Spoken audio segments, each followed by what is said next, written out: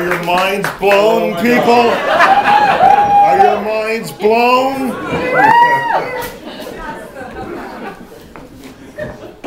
And that was the trailer.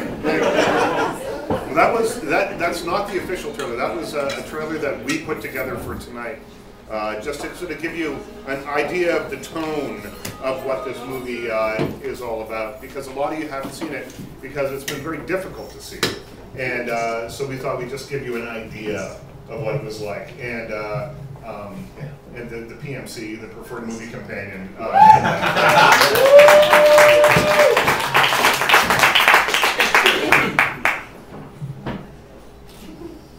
I'm still collecting myself actually, because you read this, yeah, and it's in such detail, and then to finally see it visually, which is kind of the point, I guess.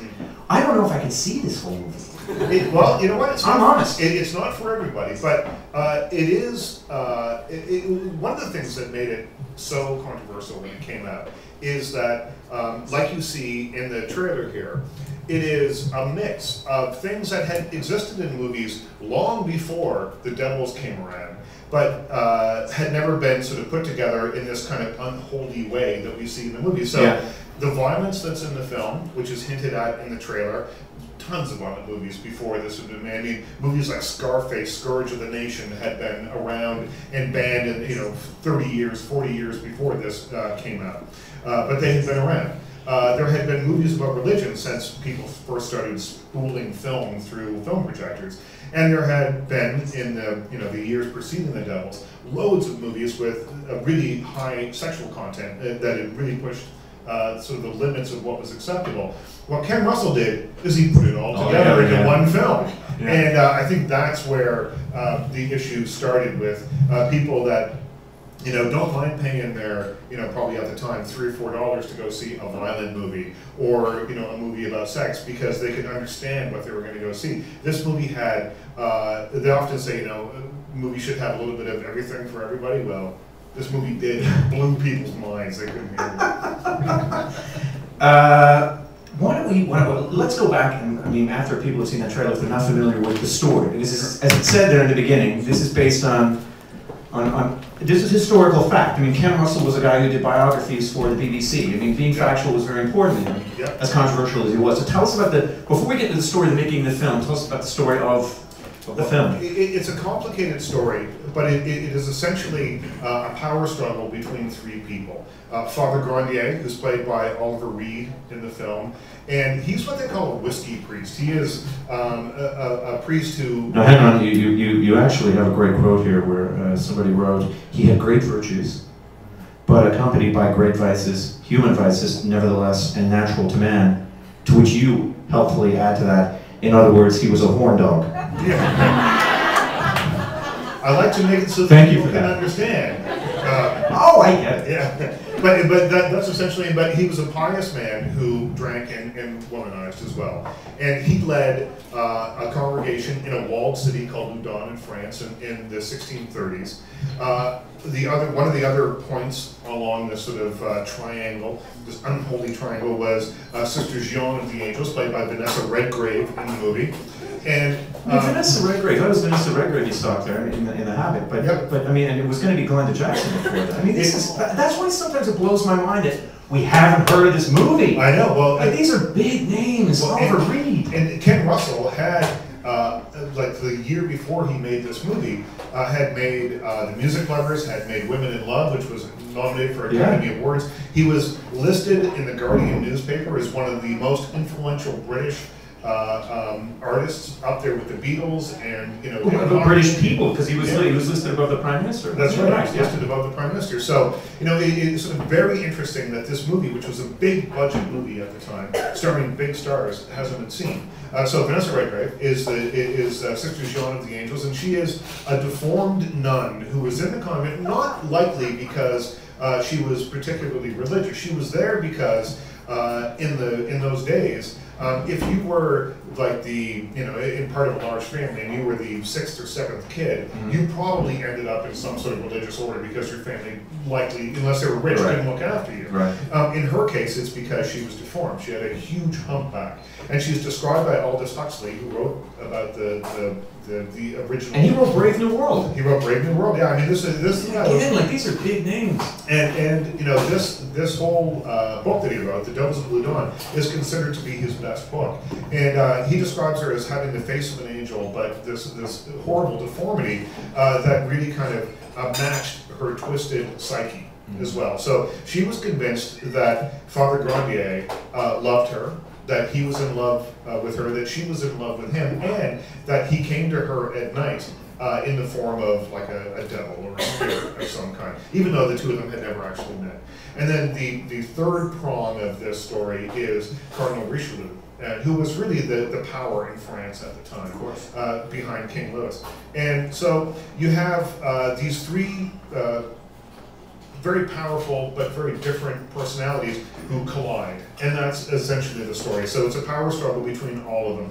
Sister Jeanne of the Angels is, for the first time in her life ever, receiving some kind of attention, because the Cardinal Richelieu and his people are taking her story very seriously. Grandier is a very powerful man who's trying to protect his city, and Richelieu is trying to run the entire country.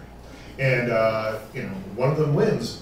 It's not Father Grandier. That's right. But historically, this was also the first incident of, I guess, a mass possession. Correct? Yeah, and this actually happened. I mean, it was dark. And it became like some sort of Exorcist Disneyland for a little while. It did. That's a really good way of describing it. It became these nuns at first were led by Sister Jeanne were creating these spectacles. And it got a lot of attention. Now, a lot of these nuns had never really received any attention before, and they liked it, a lot of them. Yeah. And so people started to come watch, and then people started to pay to see watch them walk around on the floor and take their clothes off and scream obscenities. Yeah, and it really did become something, of like an Exorcist Disneyland, as you say. And so that was another weird element of this story. This is all true. And this is all true. And the thing is, when Aldous Huxley wrote this book, the book is incredible, and it's very detailed about what happened. And years before Ken Russell came to him and said, I want to make a movie of this, somebody else said, I want to make a movie of this, and Aldous Huxley was like, no way, it's too strange. Yeah. People can read about this, but if you show it to them, if you visualize it, it'll blow people's minds. Yeah. No one really needs to see this. And, maybe he was right, as we sit here 40 years later, and the scenes that are the most controversial in this movie are the ones that virtually no one has ever seen. Except you. I've seen it. Let's talk about the scene. There's no children present because it's a bar, so that's great. Those are the faint of heart, though.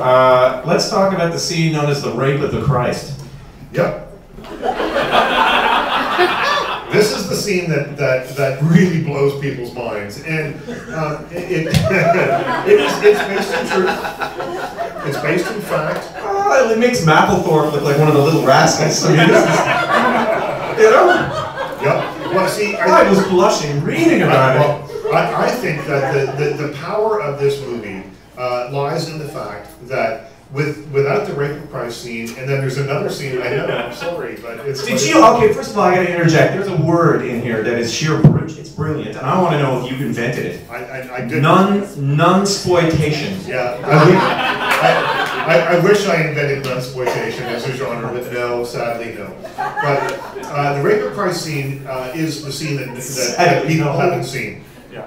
And this is, I think, part of the brilliance of this movie is that the movie works, in a very masterful way, with or without this scene. But if you see the movie, if you're lucky enough to see the movie with this scene in it, you will never ever forget it. And even 40 years later, Ken Russell shot this more than that, 41 years later, this scene still will snap your head back. And for any number of reasons. I mean, I can't imagine being on set when this movie was being made, and even just some of the clips that we saw here in a very isolated kind of way, are so kind of outrageous. And the acting is pitched at such a, like the cackle that Sister Jeanne does when she, you know, which we saw in the clip. And then you get to the rape of Christ scene, and it is as if the earth has opened up and hell is exposed, and you're like looking at it through a magnifying glass. And it was Ken Russell's ability to visualize this in a way that you will never forget once you've seen it. And can you just tell people like what happens in it? Well, the nuns are being pushed by a witch hunter named Father Barre, who works for Cardinal Richelieu, and he wants Grandier out. They need to get rid of this guy, and the way they're going to do that is to accuse him of sorcery. And so, hey, you just got here. Good to see you. They're going to accuse him and her of sorcery because she was late. They're accusing him of sorcery. So it's his job to get these nuns whipped up into a frenzy. And most of the people here, a lot of the people here who were invited by me, got an invite that said, "You will come scream and blaspheme with us," because that's what he says to these nuns. You will scream, you will blaspheme, and they're so terrified that something that, you know, that he will bring the wrath of the church down them if they don't go along with this, that they do. And in this one particular scene, and this is based on historical fact, it happens in a church. There's an audience watching, and they tear a crucifix down from the wall and, you know, go at it as though it was Jenna Jameson and, you know, John Holmes. There are things that happen with altar candles. There are things that go on, but, you know, this scene was shot. Ken Russell, you know, unbelievably now, if you see him now, he started off as a ballet dancer. And this scene is really choreographed in the most beautiful way, as this great kind of obscene ballet. And it's a really unbelievable scene. And I mean, I understand why it's not in the movie in a lot of ways. And Ken said to me at one point, he goes, "You know what? Censorship isn't always a bad thing. I'd love people to see this." But he said, you know, I understand why it kind of blows people's minds a little bit, because it is, what he did is he took something that was absolutely insane to begin with, and kicked it up a notch and shows it to you on film.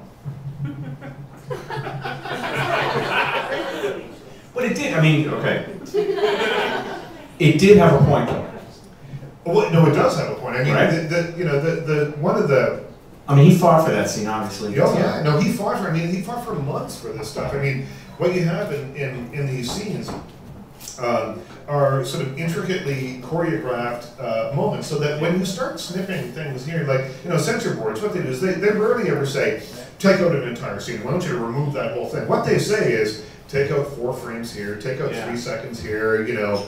If you can color correct things so that, you know, it gets a little darker, you know, you take some of the light away so you obscure things a little bit. That's what happens. So he was sort of getting the death of a million cuts here, but he was going along with it because he wanted that scene in there. But then it just got to the point where it just was never going to work. There was no possible way it was going to work. And so he recut the rest of the film to sort of make up for it, because if you take 3 minutes out of the middle of a film, it affects everything that comes before and everything that comes after. But it is an important scene. I mean, it shows the piousness of Father Grandier, because when he comes back in the middle of this and sees what's happening, then all of a sudden he puts a stop to it, and that really is the final nail on the coffin for him. So it's a crucial scene in the film, and it is, you know, I mean, listen, you know, filmmaking is meant to elicit some kind of response from you, and whether it's positive or negative. But Russell takes it to a new level. He really wanted to elicit a response. Yeah, he really did, and he does. And you know, I think that the scene has a real beauty to it, because it tonally it fits the rest of the movie, because this movie is working up to this sort of fever pitch. And you finally get to this, and then just all hell breaks loose, and the movie's not even near over yet. And there's still lots. Are you serious? Oh yeah, no, this is not the climax of the movie. This is this sort of kicks it up into the next. I just assumed it was near the end. No, we're getting there. It's a longish movie. It's 111 minutes, and this happens at about the 80-minute mark. Wow. There's still a ways to go. There's still. Well, so you've got explicit sex, but you also, and you know, we'll get into this later, but I mean, I think the religious element of it was a huge factor in this as well, as opposed to other movies that came out at the time. But I wanted to get to the violence. I mean, the violence is pretty severe. Well, it is. I mean, you know, again, it's all based in historical truth. That's and what's crazy. What is crazy about it? So you've got the sexual element of it, which is based in historical truth. You've got the religious element. Ken Russell was a devout Catholic. And he made this film as not so much to sort of point a finger at the church, as to sort of just illuminate how church and state maybe should stay a little bit separate. That was his belief. And in terms of the sort of sexual element of it all, that was, if you look at any of his movies, if someone's not naked in the first 3 minutes, there's No, I was asking about violence. I mean, the torture scenes. The torture scenes I read about them. The torture scenes are intense, and what happens in one scene in particular, and we show just a little bit of it here, and this is another scene that was trimmed and cut and shaved all the way through, is Oliver Reed, once they've shaved his head, which there's a photograph up here of him actually getting his head shaved. And the cool thing about that is that Ken Russell is looking on as they're shaving his star's head. Oh, that's what he did. Yeah, and Oliver Reed apparently didn't mind having his head shaved so much, but he was not going to allow them to shave off his eyebrows because he thought they'd never grow back, so they insured them each for $1 million. And Lloyd's of London. Yeah, it's the most expensive haircut ever that you're watching here right now, that you're seeing here right now. I should use that as a point to talk about Oliver Reed, because you talk about him in depth, and he really is, an ingenious actor.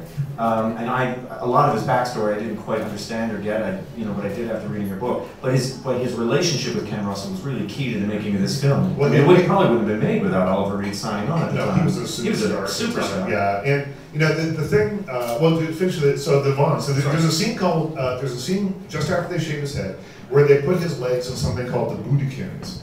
And the Boudikins was a widely used torture device that was barbaric in the extreme. And so Ken Russell, it involved having your legs in these wooden sort of sleeves, and then wooden wedges were hammered in until it squeezed and squeezed and squeezed your legs until literally they exploded, is what happened. And so Ken Russell shoots the whole thing. I mean, he shoots he shoots half an hour of this torture scene. And so they cut it down.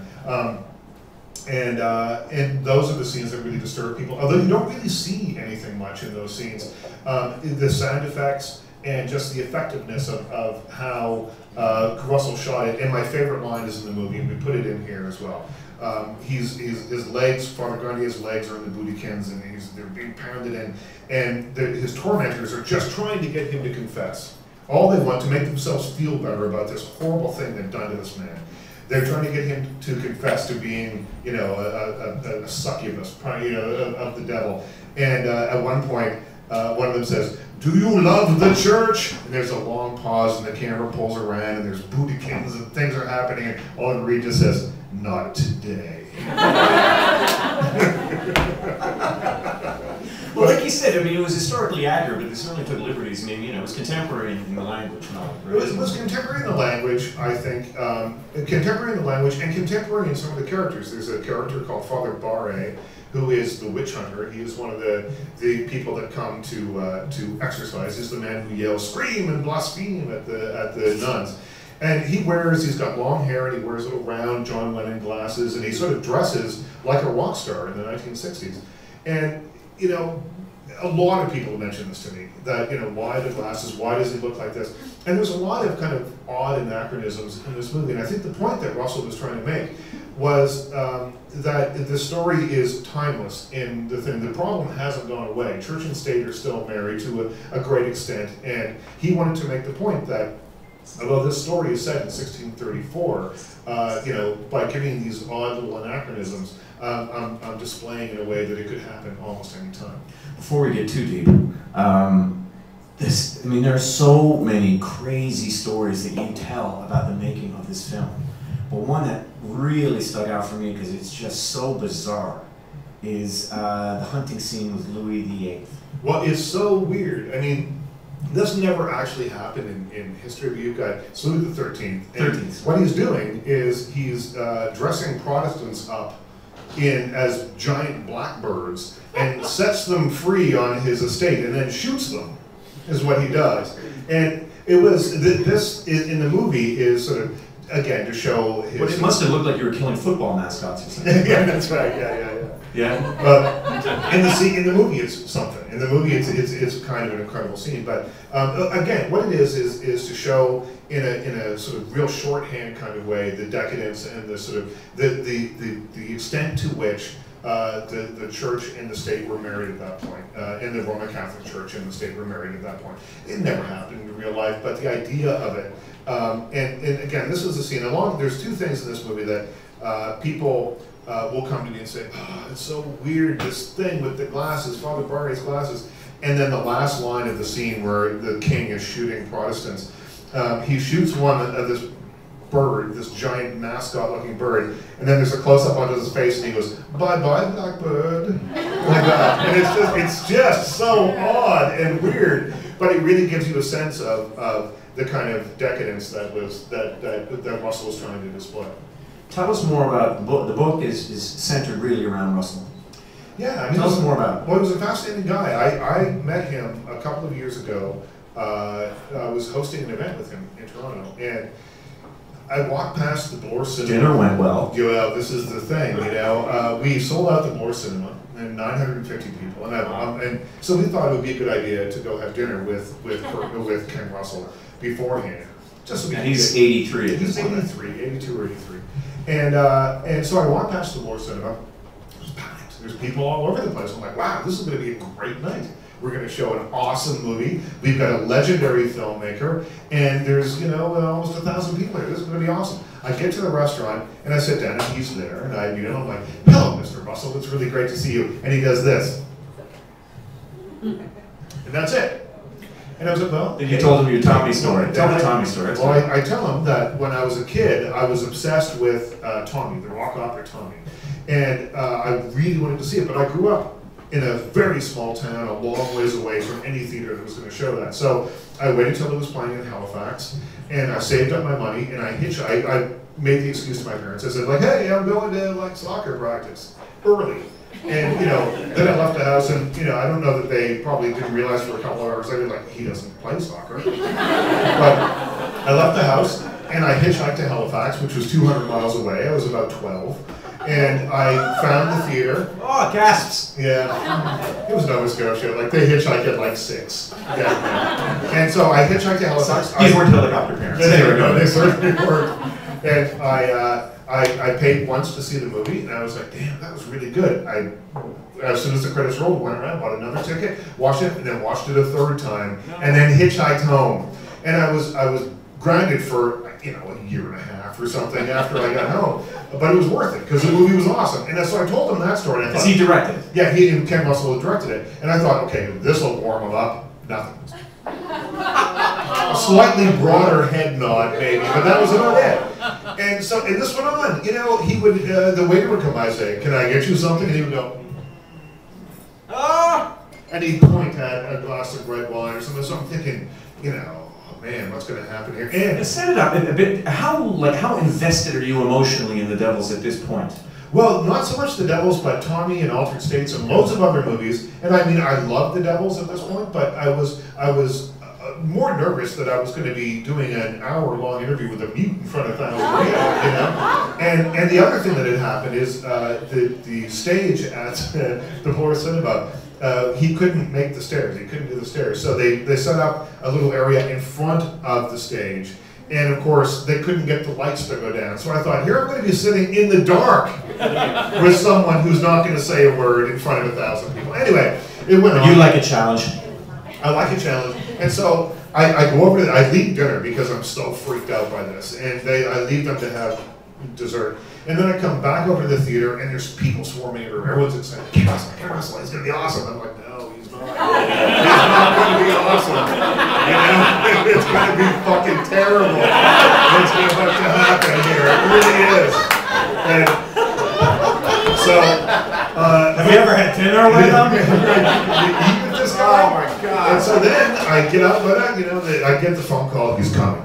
Ken Russell's coming. So I get up in front of 1,000 people, and I tell the Tommy story, and I tell all these stories, and it's taking him a long time to get here, and he's walking down the aisle very slowly. And I wait till he's about halfway down the aisle, and I'm like, ladies and gentlemen, Mr. Ken Russell, and I do the whole thing, and the place explodes, goes crazy. People jump to their feet, they're applauding, everyone's going crazy. It was like I just said, the Beatles, for the first time in 50 years, and that's why we love Tiff. That's why, yeah, exactly. And so we get him down there, we sit him down, and I ask a question. The first question is kind of a kind of answer, but I just kept hammering away at him. And then eventually, once he realized that this crowd was on his side, and once, whatever he said, people were going to laugh at and respond to, he was fine, he was golden. And it was at that moment that I sort of had the idea to write this book, because people responded to him so well, and people loved the movie. And I thought, I'll write this thing, and then maybe everyone in this room will buy one. I'll sell 1,000 of them anyway.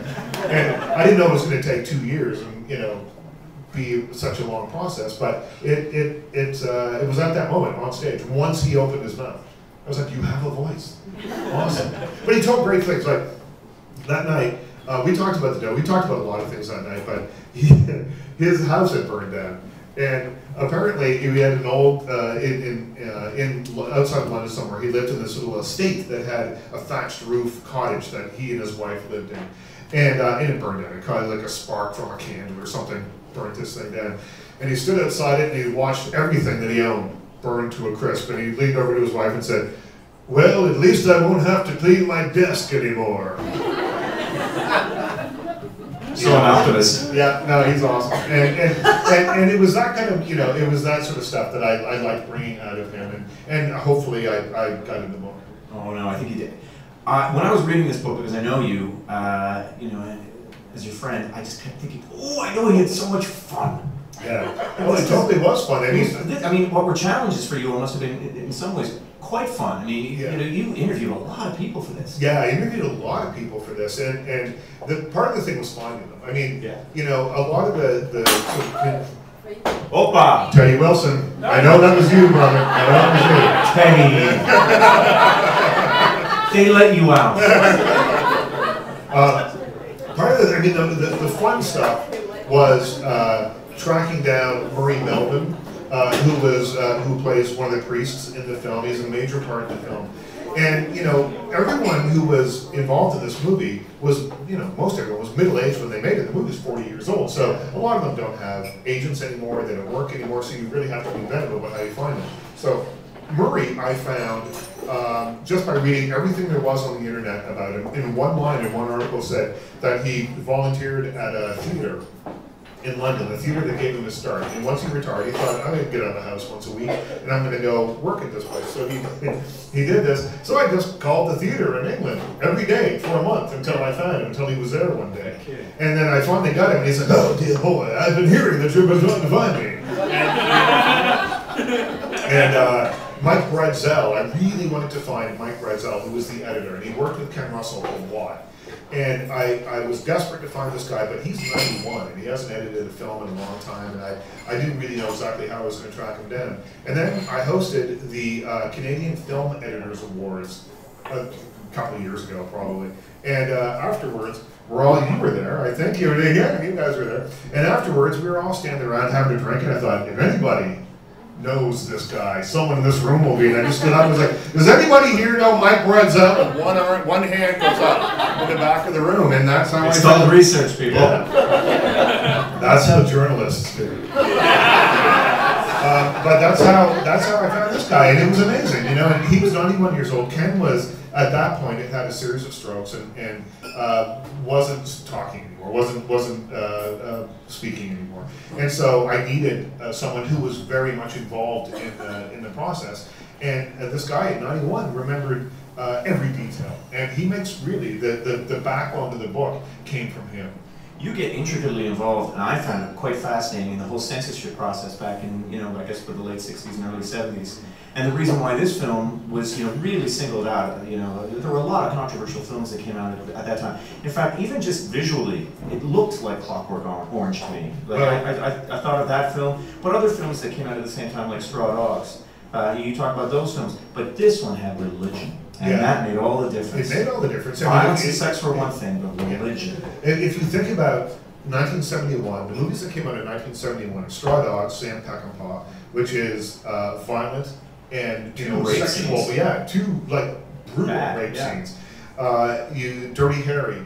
And The French Connection, which both, I mean, are violent films, and certainly they were violent for the time. They look a little bit more mild today, but the difference with those films is that they were both centered around main characters, who were anti-heroes. These were people who broke the rules. They were cops, and up until that point, by and large, the police on screen had been sort of, characterized as being the good guys. We're going to swoop in the FBI or whatever. Law enforcement was treated with kid gloves. But the tenor of the times was such that people were just fed up with lawlessness in New York and places like that these movies really hit kind of the zeitgeist. And so you have those two movies, and you have A Clockwork Orange. And A Clockwork Orange is an X-rated film, like The Devils was, but it really, by and large, doesn't have any religious content in it, and that is, I think, a huge difference, and why, that movie was protested a little bit, but it was also nominated for Academy Awards, which The Devils never made it that far. How can you see it, and how can you see the version with the rape of Christ? Yeah. It's different. You write it. I mean, there's so many different versions of this film because it was edited so many times. Yeah, there's a crazy amount of versions of this movie. There's a great version of it from the British Film Institute, the BFI, and you can see it there, but you have to have you have to order it from England, and you have to have an all regions DVD player. But it doesn't have all the scenes on it. It just has the original British X-rated version. And then you can see it if you sort of poke around the deep, dark, weird corners of the internet. And you have to be careful, because when you're... I guess so. Yeah, when you're Googling The Devils plus like Rape of Christ, you will be amazed at what comes up. And so you have to be very careful when you're Put your iPhones down, people. Yeah. Your iPhones may explode if you do it on your phone, so just be very, very... I love amongst the major names, by the way, in the back of this book, Terry Gilliam, John Landis, Joe Dante. David Cronenberg says, I'll find any form that I can. Bootleg VHS tape from Spain, flip cards from Cuba. Yeah. Well, it's literally like that. I mean, it's around. There's a version that pops up every now and again on iTunes, but again, it's not complete. None of these versions are complete. And Del Toro, that's where he got his, right? Guillermo del Toro has a lot of different versions. He loves this movie, and Guillermo del Toro... It's not really surprised. Yeah. He says that Ken Russell is one of his great influences. Yeah. But not for the stuff that you think. What Guillermo del Toro, he called me. We sent him a copy of the book. Did you believe it was him when he called? Stop it! It's unmistakable. No, Regan, get off the phone with your stupid Spanish accents. Yeah, he was amazing. But he called and he said, it's not the crazy stuff. It's not the powerful scenes that everyone talks about. It's the way that Ken Russell used serenity in his movies that was more influential than almost anything else. It was really interesting. What does he mean by that? Well, in many of the scenes, like in particular in the Rape of Christ scene, it cuts back and forth between Father Grandier, who's doing a communion on a roadside, and it's a very personal, small moment that is juxtaposed with this insanity that's happening in the church that he's going towards. He's eventually going to get there, and he's sort of arrive in the middle of it.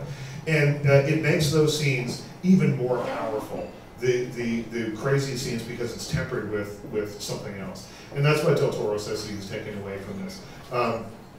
But the new, Guillermo's addition to the book didn't come in time to be included. He was going to write the foreword, so now hang off for a bit, because you get, with anyone who's bought a book, you get a free ebook with it as well. Oh. Hang off for a little bit, because it's going to change. The ebook's going to be a little different.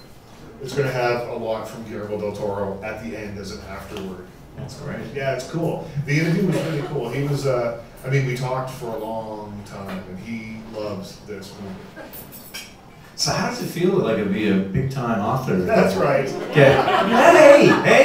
For those of you who don't know from my words. No, but you got a rave review from Entertainment Weekly this morning.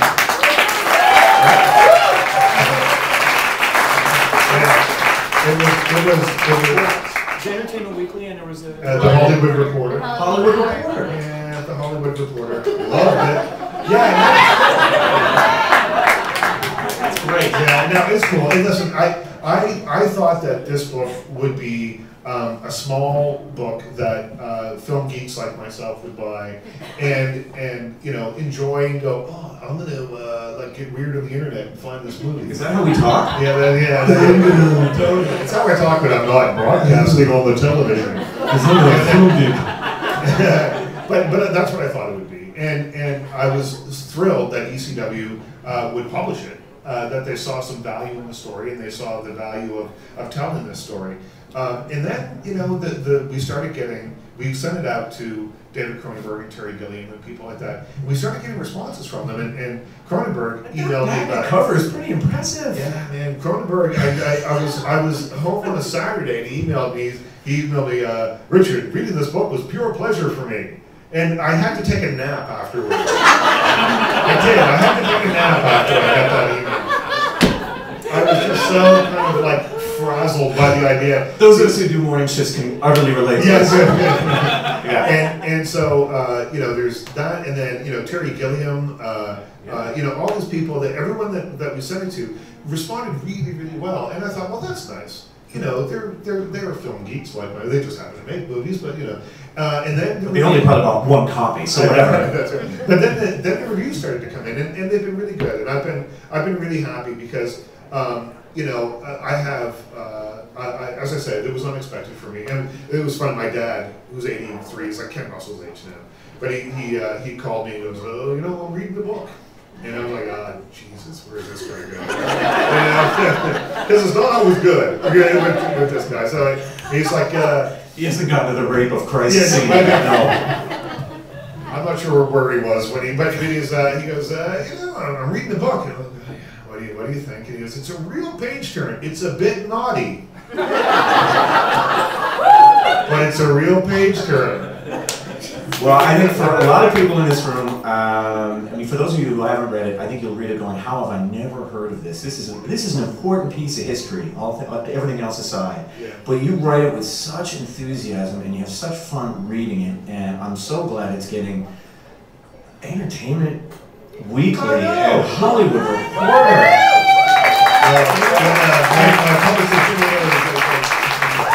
I think it's speaking on behalf of everybody in the room, we're very, very proud of you. Thank you, everybody, for coming. Thank you.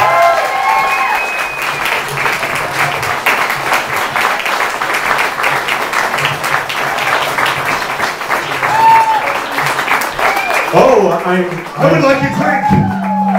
I am told that the author will be signing books in the front. Oh, goodness. So please purchase said book, and he will sign it for you. Thank you.